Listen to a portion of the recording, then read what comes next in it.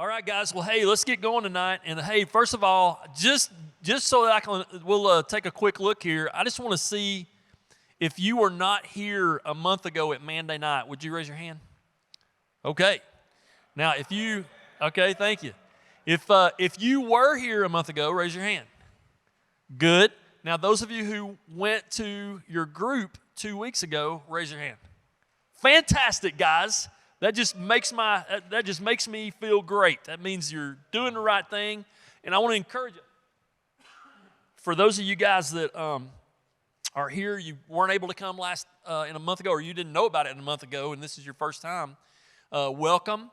We are doing something a lot different. Usually at Monday night, we're doing this. We do the 4 cornerstones, and we take 2 years to go through what it means to have integrity, discipline, humility, and courage.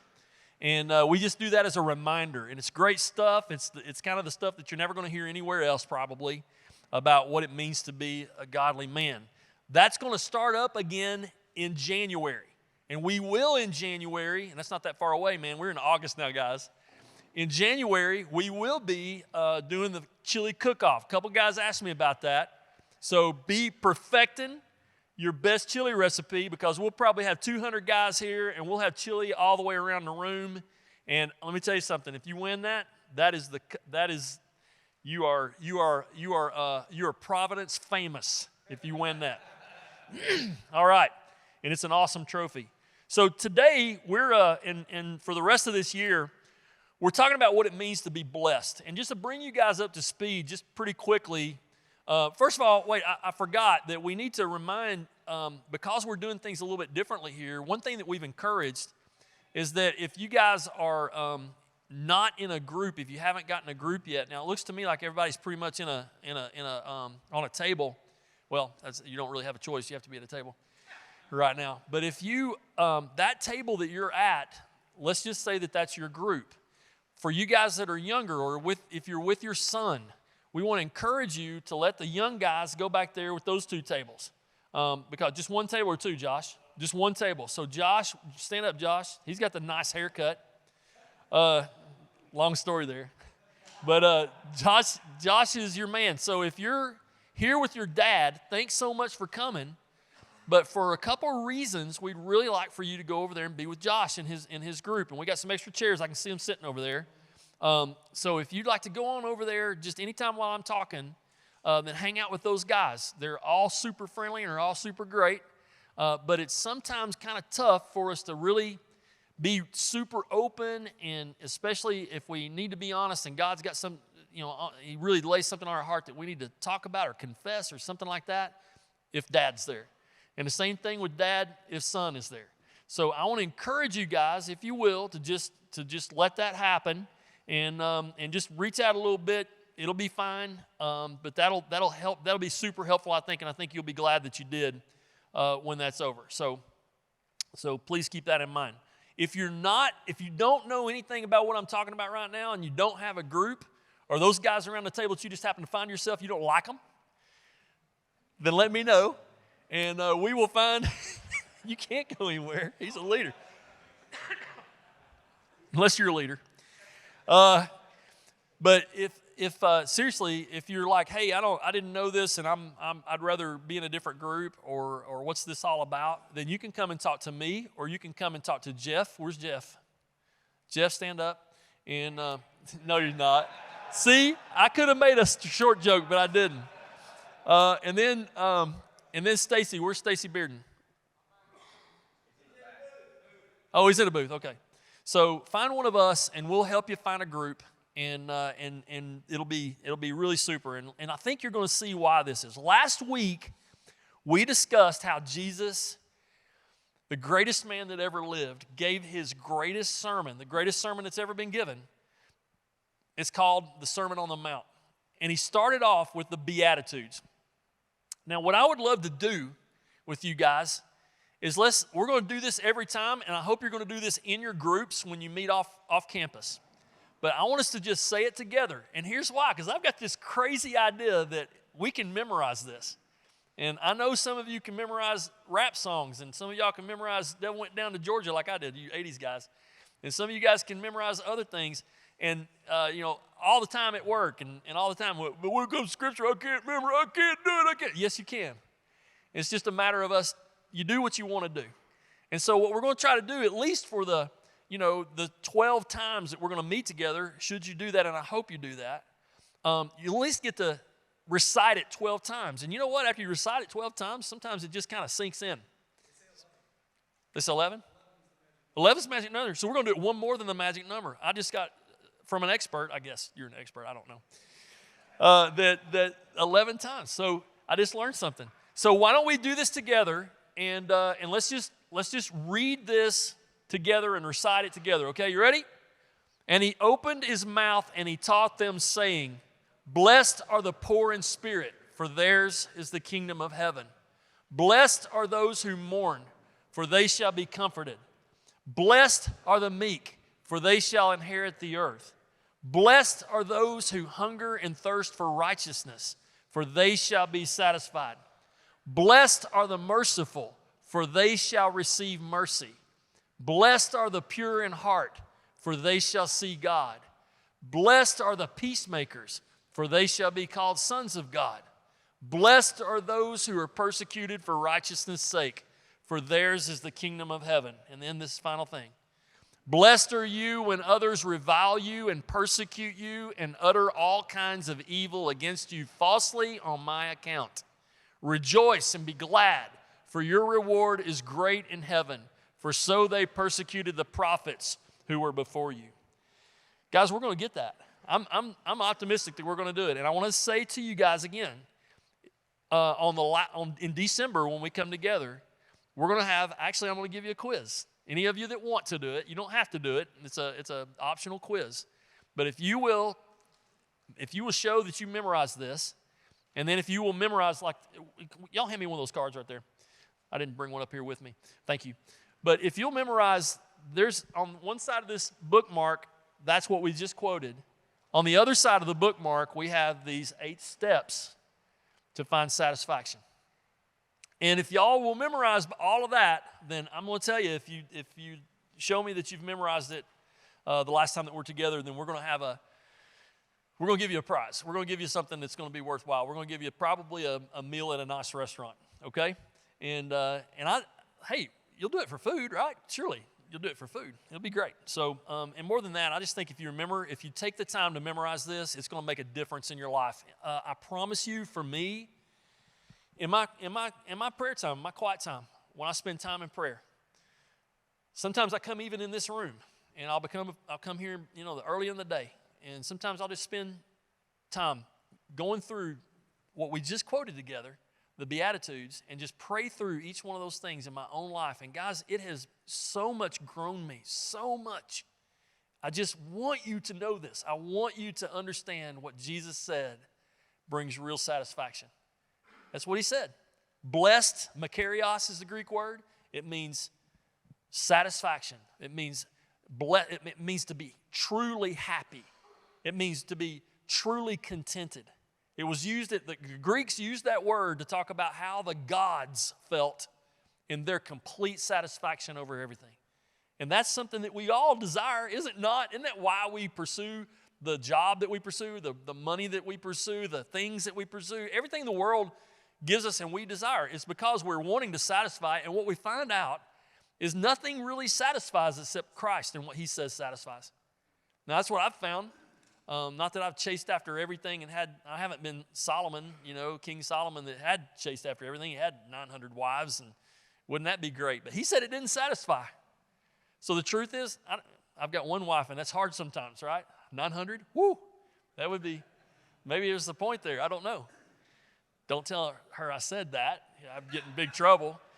But the truth is that there's one thing that satisfies. And Jesus told us how to find it. And that's why he said this. At the beginning of the greatest sermon he had, he said this so that we would memorize it. He wanted people to remember it. So, last week we talked about how Jesus started this sermon saying, "Blessed are the poor in spirit." What does that mean? Well, that means poverty of spirit. That means spiritually we are bankrupt. Now, it was hard stuff. I remember when I was doing that video, and while I'm sitting there talking in the video, I'm sitting there going, and by the way, the videos are going to be available for you guys if you you want to catch up, we've got the video from last month of this, and we got the video from what all the guys saw from last week. And there won't just be me in the videos. We're going to have other people that are going to be doing the teaching time as well. But we're going to keep those for you guys so that you can if, hey, I missed the week, I couldn't come, or I want to be reminded about that one. It's going to be there for you. But when I was doing the video and I was thinking about, man, this is hard. This is hard. Poverty of spirit. I bring nothing to the table. I have nothing. There's no merit in me that should make God want to bless me. There's nothing in me. I am spiritually, I have nothing to offer. That is the place to start, Jesus said. That's where you begin. You see, when people have pride in their own spirituality, they're never going to get there. And Jesus showed us this over and over again. So we talked about that last time, and it's very important to understand we are unable to clean ourselves up. We are sinners. We simply admitting our sin is just not enough. Now it's a start, and sure, it's very uncomfortable, but there's more to that. And we've got to deal with it today, and this is the hard part. I want to encourage you, by the way, I'm not trying to beat you up. I'm not trying to beat you up. I'm trying to tell you things that are hard to hear sometimes, but it's the key to you really understanding what God has in store for you and anybody else who wants to have a relationship with God. It starts with realizing, acknowledging that you don't have anything to offer spiritually. But Jesus continues to introduce his most famous sermon. His next words on the screen: blessed are those who mourn. Now, I'm just going to tell you, this seems like a paradox. How can somebody be blessed and happy and content and mourn? Which is literally, it means to weep bitterly or to be deeply sad. I mean, don't those ideas kind of contradict? I mean, what is this? You're telling me, Chad, Jesus, because I'm just reading what Jesus said. Are you saying, Jesus is saying that the way I can be happy and truly content is to mourn, like to be truly sad? That doesn't make any sense. Well, it certainly wouldn't make sense if we were talking about doing both of those things at the same time, but we're not. We're talking about a process. Jesus is saying, mourn now. Be sad, extremely sad. Be broken and weep now so that later on you will be happy. It's do something now so that later you can have something much, much better. The other one, this thing leads to blessedness. Now, he's saying that those who are deeply sad and broken in their sin now will be happy and truly content later. I hope you see this. When I was a kid, y'all, I didn't have any problem understanding and admitting that I was oftentimes bad, because I was oftentimes bad. In fact, when I got caught, stealing something, or, torturing my sister, or lying, I can remember just having the thought, well, I know I did this. In fact, one time my mom, I may have told this story before, but my mother, she hates when I bring this story up to her, but she gave me the hardest spanking I'd ever had from her. My dad outdid her on the spankings. But my mom, one time, she had this was back, forgive me, all you younger guys, but there were these things called cassette tapes back when I was young. And my mom had a cassette tape. It's kind of like you don't even know what a CD is. It's kind of like an MP3, anyway, I'm not going to try to explain it. But it's this tape thing where you play music. Now, back in the 70s, yes, this was the 70s, they had these little tape players, and there was a button on the end of it. Usually they were red, and they said record on it. And if you accidentally hit the record button when you're trying to hit the play button, or if you hit the record button and play button at the same time, and it was easy to do, it would record over whatever you were trying to play. And ours, we had that little cassette player this big, and it was in our house, and it was like the highest tech thing we had in the whole house, really. But my mom used to sing sometimes, and one of the songs that she would sing was it was on that cassette tape in that cassette recorder, and she used to threaten me and my sister, don't mess with the recorder. You're going to record over my song, like her song. This is the thing that she used to sing all the time. Well, one time somebody hit the record button, and it ruined, it taped over, it recorded over her song. And you know what? Of course, she thought it was me. Why? Because I was the right candidate for that, you know? Because I was the one, the only other sibling I had was a perfect little sister who never did anything wrong. And so my mom, she came in there, Chad, you did this. I've been telling you, I told you never to do this. And she's crying. She's so mad. Well, man, she jerked me in there. She pulled out the belt. My mom never pulled out the belt. She pulled out the belt. She wore my hind end out, sent me to my room. And I'm going, what in the world just happened? I don't remember doing that. I actually think I'm innocent this time, you know? And she, you know, was so angry with me. And then I thought, I don't think I did do that, doggone it. And I went downstairs and listened to the tape. I listened to it. It's, you know, the tape's going along. It's her song. And then click, somebody hits the record button. And about 3 seconds later, you could hear my sister's little perfect voice going, saying, talking right there. There's the evidence. She did it. I knew I didn't do it this time. So long and short of it is, I went and showed it to my mom. And my mother fell apart. I'm talking, oh, honey, I am so sorry I accused you, and then I just beat the brains out of you for taping over my song, and it was your sister the whole time. And she just cried. She fell on the floor. She fell on her knees and just asked me to forgive her and everything like that. It just broke her heart. And the whole time I'm going, Mom, if you knew all the things that I've done that you didn't find out about and punish me for, I didn't feel a bit wronged in that whole thing because I was so bad so many times when she didn't find out about it. I just thought, but anyway, what I'm trying to tell you is I'm one of these guys that never has had a hard time understanding how bad I am, you know? In fact, probably to the negative part of that, in my childhood, I would just go confess the sin and get it over with. Let's just go get the spanking over with, and then life is okay again. You know, it's like, get this behind me and everything's fine. But I never really had a lot of remorse, you know. I just know I needed to be slicker about it. I needed to not get caught next time, you know. And that's not good. In fact, in the Old Testament, the Jews started doing the same kind of thing. In fact, that attitude was a habit in biblical times in the Old Testament. There was no way for the Jews, for example, to keep all the Old Testament law. There's so many of them. So some of them would say, why try? And so they would simply just go through the motions when they would mess up and sin and take whatever animals they needed to be sacrificed for that sin, both known and unknown sins. And they'd hit the restart button with a clean slate. But that's not how sin works. That's not how it worked then. That's not how it works now. And our sin, you see, has consequences. It did then. If you've ever read the Old Testament, you know about the cycle of sin that's so apparent. I'm going to show you this. And it's not by coincidence that I've got the Jewish star up here, because this is the Old Testament, the Hebrew people, the Jewish people. This is what you read that they did. This was their cycle in the Old Testament. First, you'd have obedience. You know, usually would come after God would call one of them or do something great, and they would be obedient to him for a while. And then God would bless them. They would experience blessing. And then the next thing that happened is this. Apathy would set in. They would become, you know, tired of it or forgetful of it, or they would just kind of just get over it. And they just didn't want to do it anymore.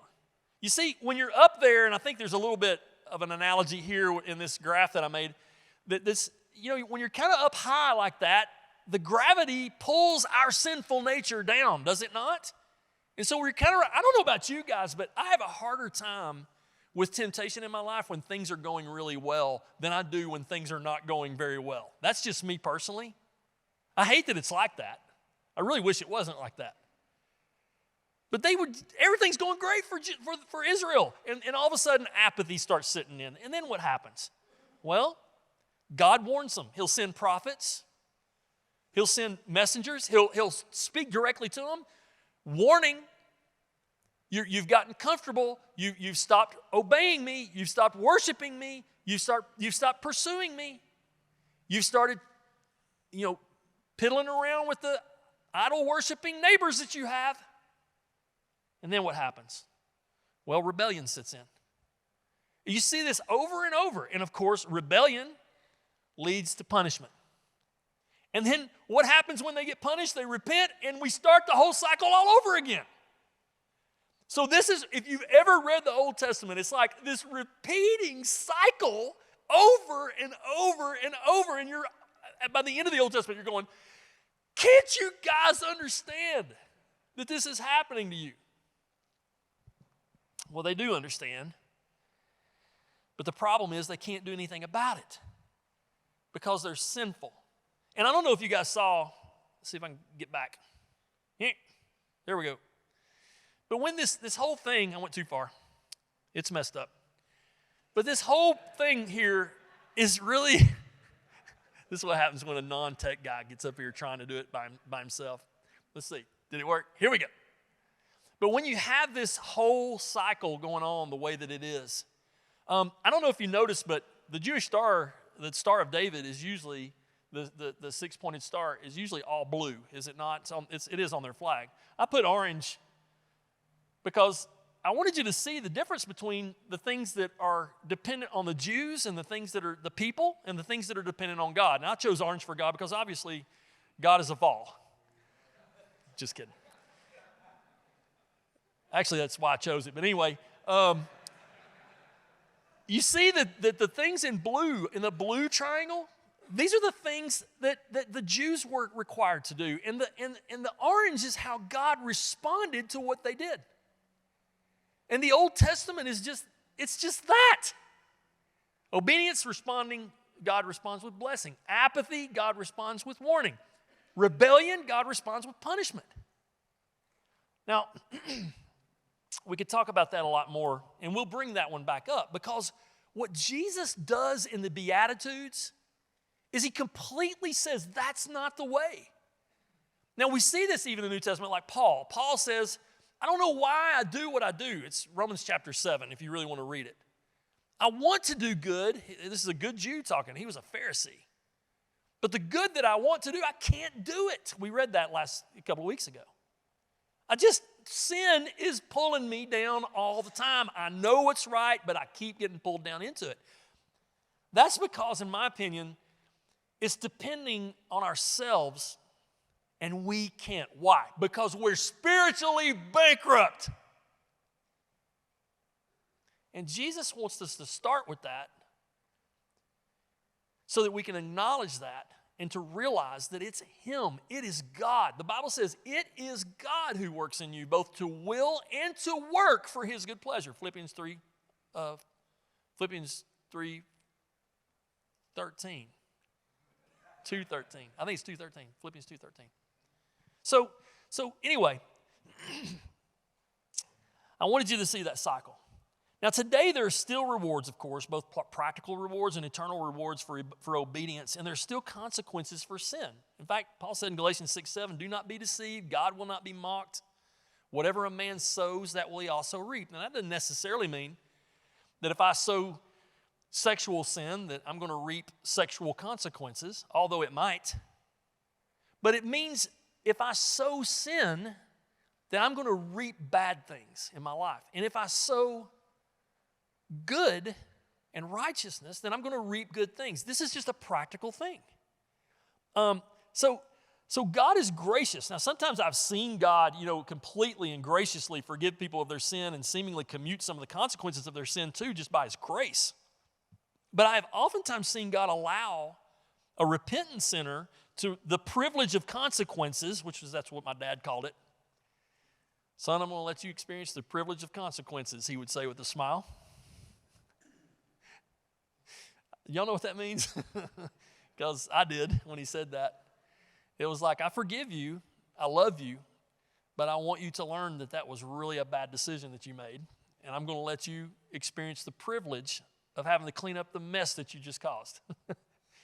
That's the privilege of consequences.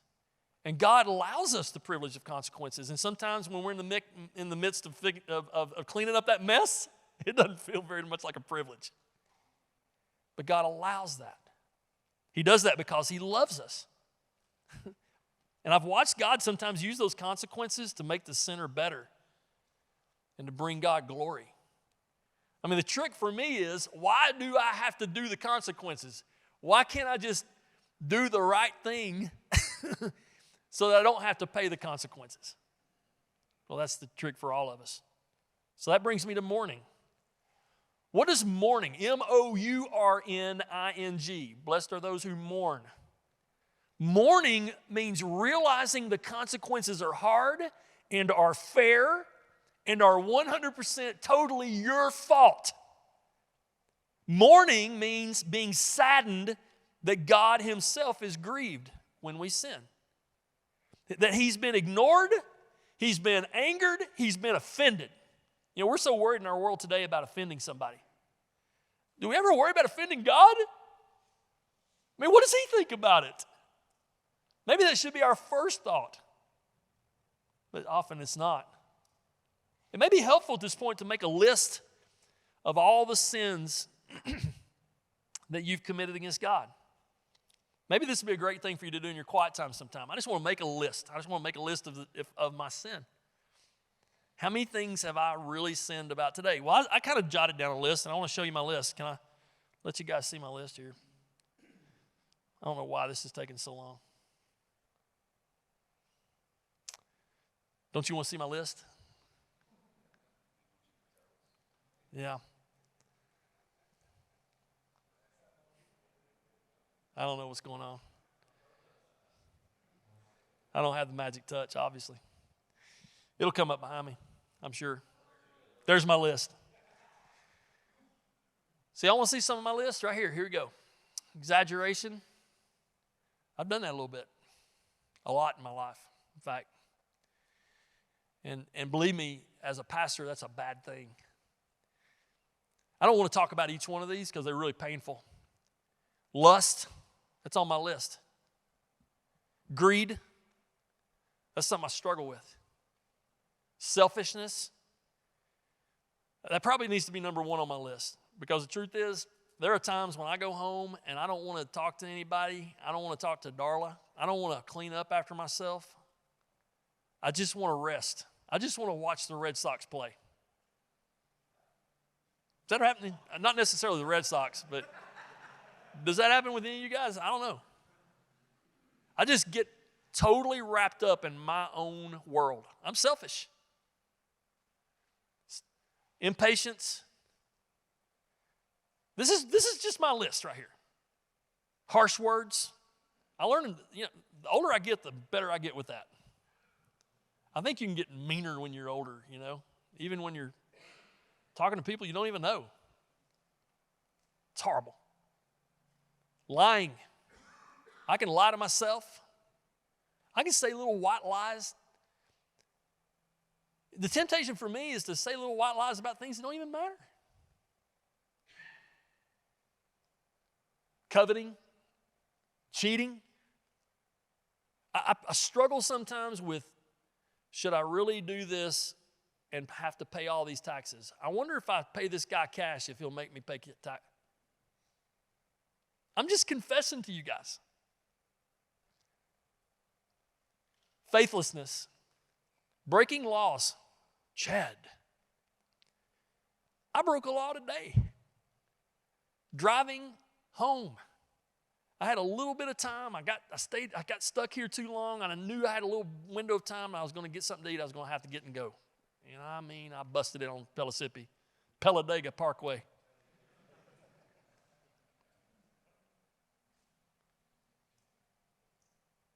I'm not going to go through all of them. I'm just telling you, when I start writing a list of things, and not just today, because many of these I probably have done today,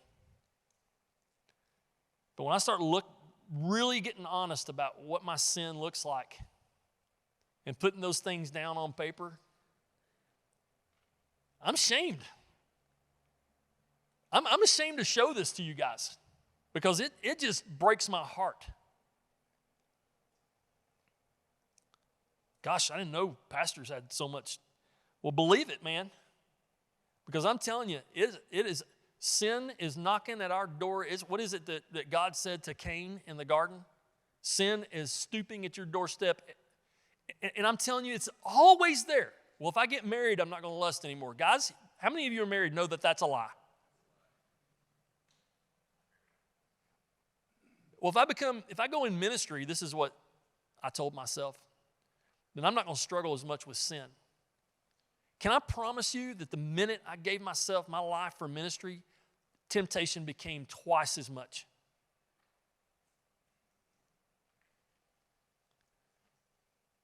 And guys, it's actually healthy for us to consider also the consequences that our own sin has on others too. For example, how my bad example has hurt my children or others over whom I have influence. How my sin against others has hurt them or perhaps caused them to sin, especially as a pastor.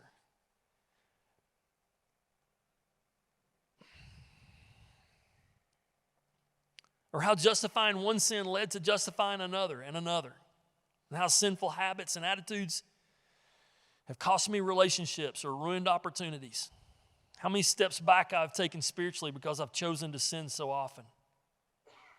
How I've not cared for what God thought, or even if I was aware of it, how flagrantly and rebelliously I have sinned against God. I am going to confess to you guys that there are times when I have heard the Holy Spirit in my heart saying, don't do this, and I've done it.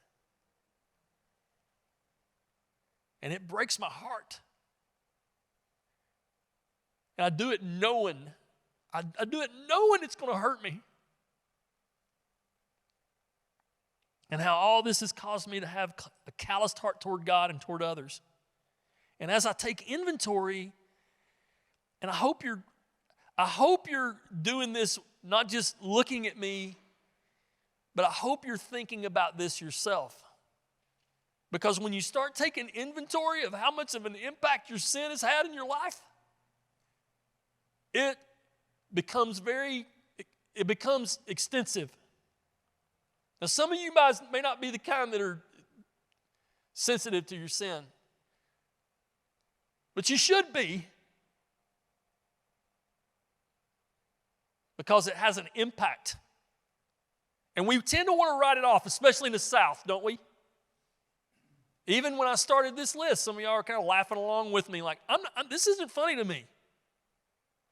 Because when I stand before God and think about this, it breaks my heart.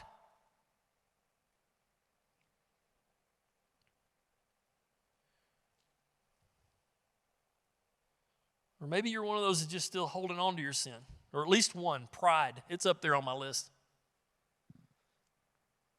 Because pride is the worst one, I think, of all. Pride makes us always want to justify ourselves, offer an excuse, or just hold on. Now, for others, maybe this is not a strange place to find yourself at all. You loathe your sin. You tend to beat yourself up over it. I know some of you that are like that in here, in this room. If that describes you, you should take heart. You're actually ahead of the rest of us, spiritually speaking. The point that Jesus is making is this: you must be brokenhearted over your sin. Even more, you've got to hate it. It's critical. It's healthy to realize what sin has done to you and what sin is doing to others through you. This should cause us to experience deep sadness. I can tell you, for me, when I start making my list and I start going through my list and I start thinking about the domino effect of my list and I start realizing my sin and the weight of it and the measure of it, it doesn't take me long before I'm just a heap of mess before the Lord.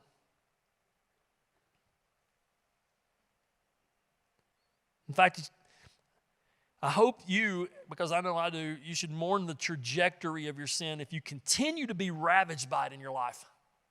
Think about that. Project out what sin does as you continue in it.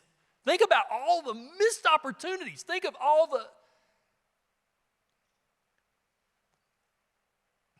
The ripple effects.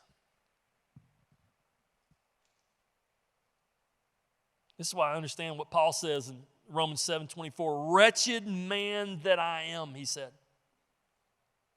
Guys, bitterly grieving the effects and the allure of sin in your life, it's important. It's important. This is something that we don't like to do. Many of us do anything in our power to stay away from doing, but it's important that we do. Now, maybe this kind of focus on somebody's sin, on your sin, it's not fashionable today, and certainly not in the clinical counseling psychology disciplines, because today it's like, oh, you're so great. You're just mistreated, aren't you? What were your parents like? I bet it's not your fault. According to the Bible, that's the biggest bunch of baloney I can't even tell you how non-biblical that is. I'm not saying that some of you didn't have bad parents. What I'm saying is, your sin is nobody else's fault. My sin is nobody else's fault but my own. And the quicker that I can embrace that and be grieved over that, the better it is for me. It's also not very popular in our culture today to take a look at our own guilt and sin, is it? We really want to just make our mistakes somebody else's fault. But according to the Bible, taking responsibility is very important. Feeling grief over it's essential. Let me give you an example. David. David, man, I love David. David, he was the guy who sang. He wrote so many songs. He was talented. He was good looking. He was the greatest king in Israel's history. He was the one that God even said, I'm going to bring the Messiah, and he's going to be one of your sons. He's going to be one of yours from your prodigy. David. That was his star that we saw earlier. Israel flies in on their flag. David. He committed a series in this moment of unwillingness in his life. A series of some of the worst sins, guys, such that would ruin any man today. In fact, if David did what he did then, he would be in jail. Here. He gave in to sexual temptation. He had sex with another man's wife, a good man, a guy who was loyal to David. You remember how it went? It started off the whole thing. At the time of year when kings go off to war, David stayed in Jerusalem. So he's just being lazy. He's just taking a break. And he's out there on his palace, on his portico, looking over everything, his kingdom, I'm sure, and he sees a woman bathing. Now, I don't imagine she's got any clothes on. Do you? She's bathing. And he looked at her and he asked about her. Who is that lady? Oh, isn't that Bathsheba, wife of Uriah the Hittite? Call her up here. She came up there. We know the story. What's she going to say? He's the king. And he's a good-looking king. He's a very popular king. Well, they had sex one time, and she got pregnant. So she sends back word that she's pregnant, and David's like, uh-oh. What am I going to do now? I've committed adultery, and we got a child. That's evidence, and that ain't cool. I got to do something about this. So Uriah the Hittite, not even a native Jew, but a convert Jew who had joined David's army, who turns out to be one of the most loyal soldiers, if not the most loyal soldier he had in his entire army. David calls him in from war and says, hey, go spend some time with your wife, man. And you'll go. The term in the Bible the biblical term was go wash your feet. That means go have sex with your wife. Have a good time. And Uriah goes down. He says, I'm not going to have sex with my wife when all my brothers are out there in battle. There's no way I'm going to do that. And he slept at his doorstep, David's doorstep, not his own. He slept at David's doorstep at the palace. I'm not doing that. No, sir. I am loyal to you, David. David just screwed his wife.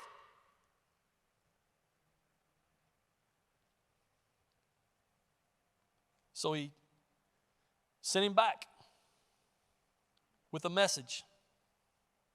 I'll make the long story short. The message from David to the general who was over Uriah. I want you to put this guy in the front line, and when the fighting gets tough, I want you to retreat away from him. And he did. Uriah the Hittite, the most loyal soldier he's got. He thinks he's got a promotion probably. David wants me on a special mission. He goes in there and goes into the battle. Everybody else, you ever done that thing where, everybody knows that something's going on except for you? Have you ever had that happen to you? We used to do skits like that all the time. Like you'd have a banana eating contest, and I'd get like 5 guys eating, just cramming themselves with bananas, have them blindfolded, and girls are just cramming them full of bananas, But the thing is, as soon as it starts, you take the blindfolds off all the other guys, and you got one guy, and everybody's just yelling for all the people, go, go. He's just cramming bananas. It's the thing we used to do. Don't do it, Josh. It's not a good student ministry thing. It doesn't build confidence or... It's terrible, but this case, it cost him his life. So he goes in there, he's fighting, and all of a sudden he's looking around, and everybody's pulled back, and he gets killed. The general sends back word to David, let him know that we lost this battle, but Uriah the Hittite's dead. David's all excited. All right, made Bathsheba his wife. She's pregnant, about to have a baby. Everything's good. In fact, I think she did have the baby. But there was this little line at the end of the chapter where that story's told, but the thing that David did displeased the Lord. So God sent this little guy named Uriah I'm sorry, not Uriah, that's the guy that died, the husband. He sent this guy named Nathan, this little bony-fingered prophet named Nathan, who came in there and he said, David, I got to tell you a story, man. I got these 2 guys. One of them is like wealthy. He's got tons of sheep and goats and all kinds of herds. And then his little guy, his neighbor, is a little poor guy, and he's got one little lamb, and it's his pet lamb, and he loves it, and he comes to bed with him. He plays with it. It's just his favorite. It's just a great little lamb. And the rich guy had company over, and instead of taking from his many herds, he took the one little guy's one little lamb and served it up to his company for food, for dinner. And David went, what? Who is that guy? That guy deserves to die. And Nathan goes, you're the man. God has blessed you, blessed you, blessed you, blessed you. And if that wasn't enough, he would have blessed you so much more. But instead, you take this loyal man's wife and then kill him? And because you've done this thing.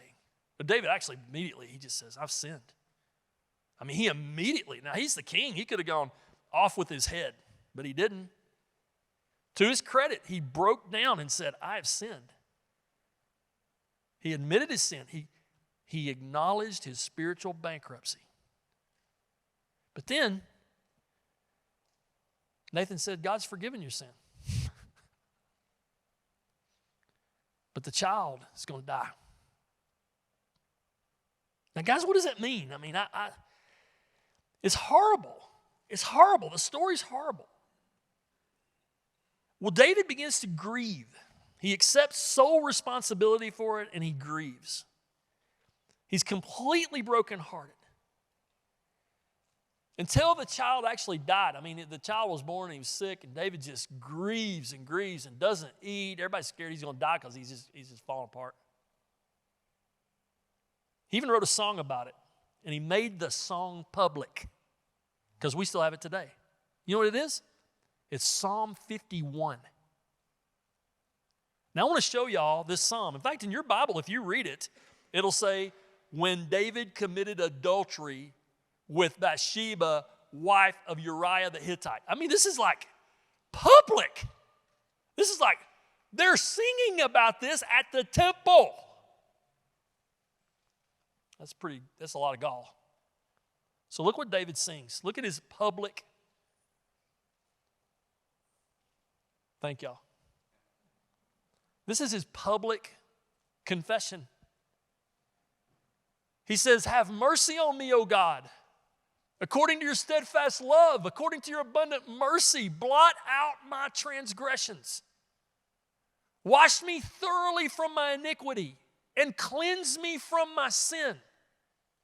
For I know my transgressions, and my sin is ever before me. Are you hearing this? Does this sound familiar to you guys? I'm telling you, this sounds like the stuff I pray to God when I sin against God. Against you and you only have I sinned and done what is evil in your sight, so that you may be justified in your words and blameless in your judgment. God, I don't blame you for bringing on judgment to me.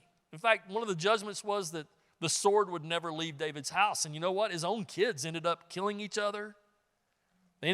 One of them, Absalom, ended up running David out of town and trying to overthrow him for his kingdom. And David said, you're blameless in that. In fact, when it happened and all of David's enemies are yelling at him, and get out of here, you man of violence, and all this other stuff, and they're just making fun of him. And one of David's men says, should I, one of these guys was just yelling at him, giving him the hardest time. He says, should I just take this guy's head off? And David said, no. Because what he's saying is true. That's humility. Behold, I was brought forth in iniquity, and in sin did my mother conceive me. Do you guys realize that we can all say that we were born sinful? That we've got that gravitational pull of sin in our life? If any of you think you were born good or people are born good, you're not parents yet. You haven't been a parent yet. Because they're born, Augustine, the great theologian, said that children are born, that they would, if they just had the strength, they would grab their mother by the neck and demand their milk. And they come out of the womb just clenched fists saying, mine, evil little sweet things. We all were. Behold, you delight in truth in the inward being, truth in the heart. You teach me wisdom in the secret heart. See, it takes being transparent. It takes having some truth. Purge me with hyssop and I shall be clean. Wash me and I shall be whiter than snow. Let me hear, because confession and God's forgiveness is what lets us see the next thing. Let me hear joy and gladness. Let the bones that you have broken rejoice. Hide your face from my sins and blot out all my iniquities. Create in me a clean heart, O God, and renew a right spirit within me. Cast me not away from your presence and take not your Holy Spirit from me. Restore to me the joy of your salvation and uphold me with a willing spirit. Then I will teach transgressors your ways, and sinners will return to you. He's saying, God, if you'll forgive me, if you'll cleanse me of this guilt that I have, then I'll tell everybody how gracious you are, how good you are. I will be your witness. Deliver me from blood guiltiness, O Lord, God of my salvation. He's confessing publicly his murder. And my tongue will sing aloud of your righteousness. O Lord, open my lips, and my mouth will declare your praise. For you will not delight in sacrifice, or I would give it. You will not be pleased with the burnt offering. The sacrifices of God are a broken spirit, a broken and contrite heart. O God, you will not despise. Now, guys, I wanted to read that. I wanted you to hear that story. Of course, there were still consequences for David. A lot of them. But the story wasn't over. In fact, God commended David on his repentance. He restored David. And you know what? He later gave David and Bathsheba a son, and his name was Solomon. You've heard of Solomon. In fact, Solomon's in the genealogy of Jesus too. That's what repentance does. That's what sorrow over sin does. So I want you to see it again.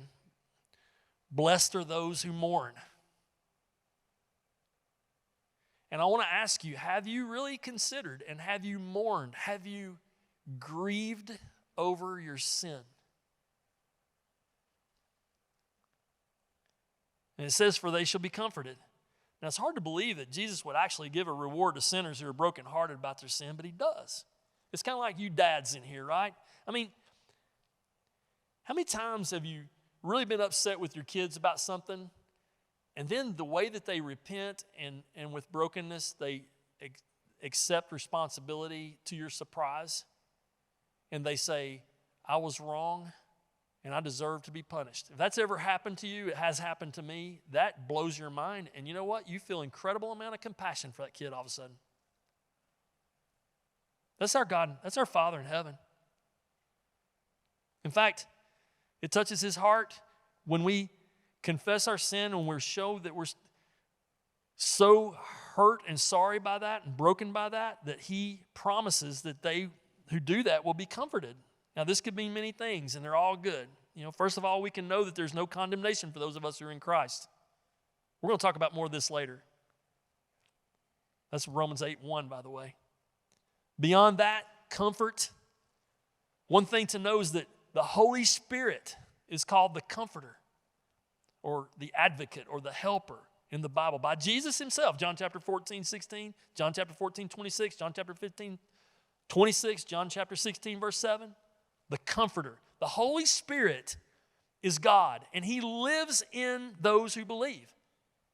And y'all, Paul said, in fact, he speaks of the Spirit as the down payment of our future inheritance in heaven. 2 Corinthians 1:22, 2 Corinthians 5:5, Ephesians 1:13-14. The Greek word, y'all, sometimes rendered down payment that Paul likes to use about this, was used in ancient business documents for the first installment. It's not just a verbal guarantee. It's not just a sign. It's not just shaking hands. It's like, I'm putting money down on it, right? So when God says the Holy Spirit is your comforter, when you feel the Spirit going, you blew it, you messed up, and you embrace that, and you grieve over that, the Holy Spirit of God gives you comfort. And it's just a down payment on the comfort that you're going to receive later. And that's just a little bit. Now, guys, we're going to do groups here. And I want to encourage you to do what's really, really hard again, because I love you guys and y'all are willing to do what's hard. I'm just telling you how proud I am of you. Because what you've been asked to do, we put you guys in groups and you're like, wait a second, I didn't agree to this, but you know what? You were troopers. And you said, I'm willing to do what's hard, because it's hard for guys to do this. And I've heard from many of you about how great your groups have been going. And that's, by the way, up to you of how great your groups are going to go, how much God's going to use this in your life. So what I want to ask you to do, this is probably the hardest day of the whole thing that we're going to be doing together. I want to ask you to open up and to let the Holy Spirit speak through you. And if he's convicting you, if he's knocking at the door of your heart, if he wants you to share something, my prayer today has all day been that you would do that. All right, group time.